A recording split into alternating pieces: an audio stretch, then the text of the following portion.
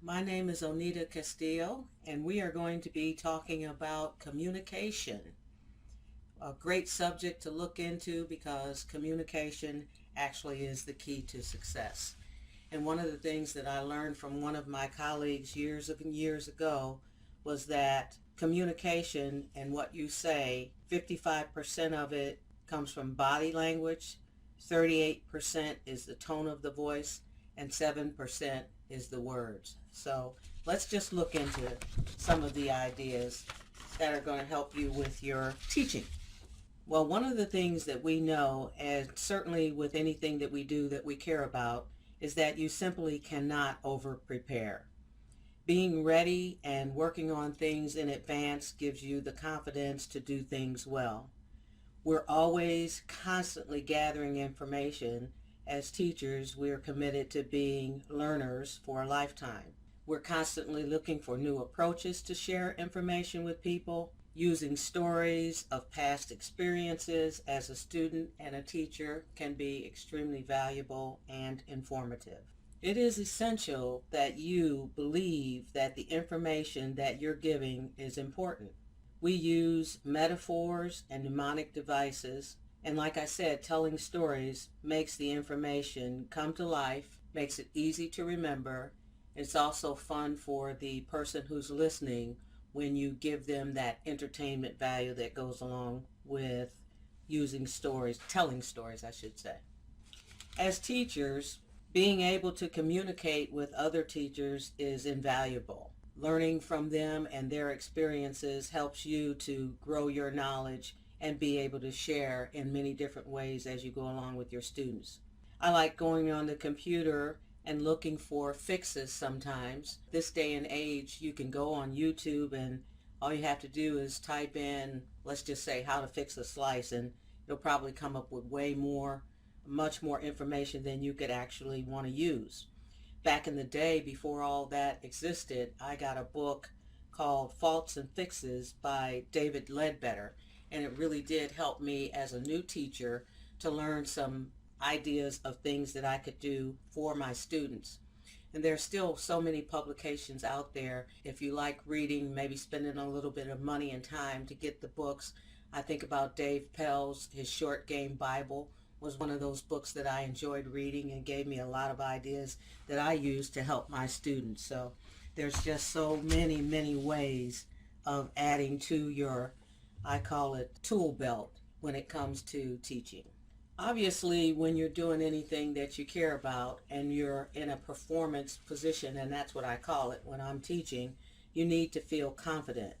And confidence, obviously, again, comes from having done it and feeling like you own it and have lots of tools that you can use.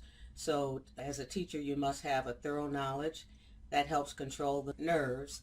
And just like with playing golf, it's okay to be nervous because you actually care about what you're doing. But as you are working and you direct your thoughts, energy, and attention to your student and their learning, the nerves tend to fade away because you are now thinking about someone else instead of thinking of yourself. It might be a good idea, I know I've done it in the past, is to rehearse and practice your presentations. If you've ever been invited to do some speaking, and when we give lessons in front of a clinic, or even if it's just one or two students, you are doing a presentation and you are somewhat on stage. So as golfers, we have all practiced our games, our chipping, putting, driving, to become efficient and gain control. So it's no different when we're talking about doing presentations. When you focus on your students and their needs, you do truly forget about yourself. I know I like to do a lot of playing lessons, and one of the things that I learned early on when doing a playing lesson, I had to make a conscious decision not to think about my game at all, that my complete focus would be on the student and their needs and what we had to do to improve their game.